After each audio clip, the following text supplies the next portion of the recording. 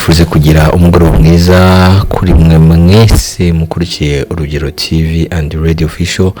Uyu ni umwanya mwiza twahisemo kujya tubageza amakuru mu gisata cya gospel, ariko tugiye gukora inkuru tuse nk'abari twibandaho cyane. Ni inkuru y'umukobwa ubarizwa muri filime nyarwanda, ariko akaba ari umukobwa mu by'ukuri urimo uratotezwa cyane hano hanze. Turibaza nkatwe nk'abantu bakora muri gospel nk'abakristo, niki cyagakwiye kuba cyakorwaho. Tugiye kugaruka rero ku kibazo kiri kuvugwa cyane ku mbuga nkoranyambaga, aho umukinnyi wa filime uzwi nka Nyambo Jessica ari guhura n'amagambo mabi, gusebywa no gutotezwa mu ruhame.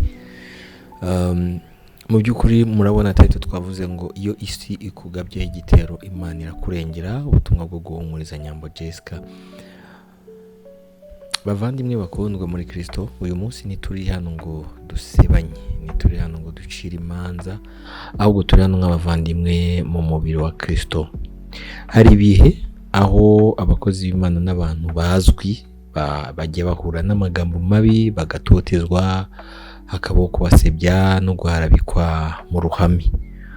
Uyu munsi rero imitima yacu iri kumwe na Nyambo Jessica, umukobwa uzwi na benshi, ukundwa na benshi, ariko ubu ari kunyura mu magambo akomeretsa n'ibihuha bibabaza.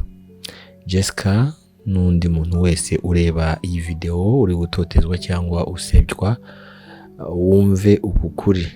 Imana irabibona, Imana irabizi, Imana kandi igomba kukurengera. Ni ihame, Imana irengera abananiwe, ababuze kirengera. Ijambo ry'Imana muri Zaburi 34:19 riragira riti, amakuba n'ibyago by'umukiranutsi ni byinshi, ariko Uwiteka amukiza muri byose. Amagambo bavuga kuri wowe siyo, birazwi ko ari ibihuha bigamije kugusenya. Ubu ni ubutumwa nageneye Nyambo Jessica n'undi wese waba unyura muri ibi bihe bimeze nk'ibi. Amagambo baba bavuga kuri wowe siyo, birazwi ko ari ibihuha bigamije kugusenya. Ni ibihuha by'abantu bafite imitima ikomeretse, ariko ntibikwiye guhindura wowe uwo uri we. Gusekwa n'abantu ntibishobora gukuraho icyubahiro Imana yakwambitse. Na Yesu ubwo yaratutswe, bamuvuzeho ko afite umudayimoni, bamusekaga imiterere ye n'ibikorwa bye, ariko yaracecetse. Ntabwo yaracecetse atari uko yari umunyantege nke, ahubwo kuko ukuri kudakeneye urusaku ngo gutsinde. Yesaya 55:17 niyo hagira hati, ariko nta ntwaro bacuriye kukurwanya izagira icyo gutwara, kandi ururimi rwose ruzaguhagurukira kukuburanya uzarutsinda. Ibyo ni byo umurage w'abagaragu b'Uwiteka, kandi uko niko gukiranuka kwabo guturuka aho ndi, niko Uwiteka avuga. Nyambo rero ukundwa, agaciro kawe ntigapimirwa ku bitekerezo by'abantu, agaciro kawe ntigapimirwa ku bitekerezo byanditse ku mbuga nkoranyambaga. Agaciro kawe kasinyiwe ku musaraba. Kuba guseka uyu munsi turavuga tuti, mwibuke ko amagambo ashobora gukiza cyangwa gusenya, kandi Imana irumva ibyo byose tuba turi gukora. Kubatoteza turabasengera, si ukubacira urubanza, ahubwo turabasabira ngo bihane kandi bakire mu mitima yabo. Rero Nyambo Jessica, komeza uhagarara ushikamye, genda mu cyubahiro cy'Uwiteka, reka Imana ikurwanirire, kuko iyo Imana ihagurutse ikarengera umwana wayo, amahoro akurikira inkubi y'umuyaga. Kuri wowe wese warimo tureba wadukurikiranaga, niba uri gutotezwa, ugasebywa, ugaharabikwa cyane cyane mu ruhame, menya ibi: nturi wenyine. Wakuremye akagura Imana ikurimo ni umwizerwa, kandi inkuru yawe ntizarangirira mu isoni, ahubwo izarangirira mu gusubizwa icyubahiro.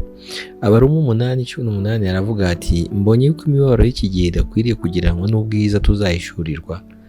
Duhagaze hamwe na Nyambo Jessica n'abandi bose bakomeza gusebywa cyangwa se basuzugurwa mu ruhame, bakashyirwaho ibihuha. Duhagaze ku rukundo, duhagaze ku kuri, kandi ikiruta byose duhagaze kuri Kristo. Nk'itangazamakuru rya gospel turasobanura neza ko tutagamije guha umwanya ibihuha, ahubwo intego yacu ari ugutanga ihumure, ukuri n'inyigisho zubaka. Ijambo ry'Imana riduhamagara kwitandukanya n'imvugo isenya.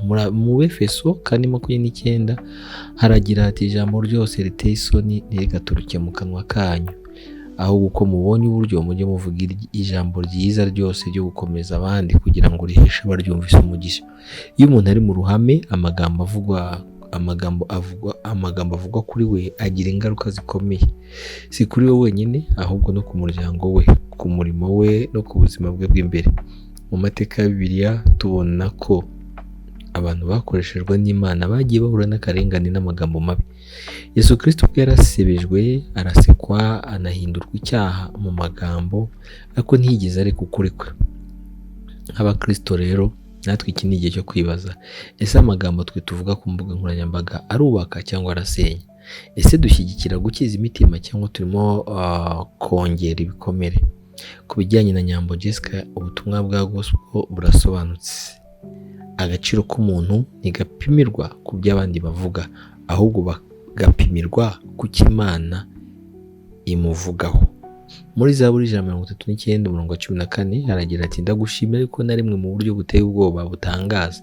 Imirimo wakoze n'ibitangaza, ibyo umutima wanjye ubizi neza, Itangazamakuru rifite indangagaciro za Kristo, turahamagarira urukundo aho kuba inzangano, kwitwararika imvugo aho kuba gusebanya, no gusengera abababajwe aho kubaseka.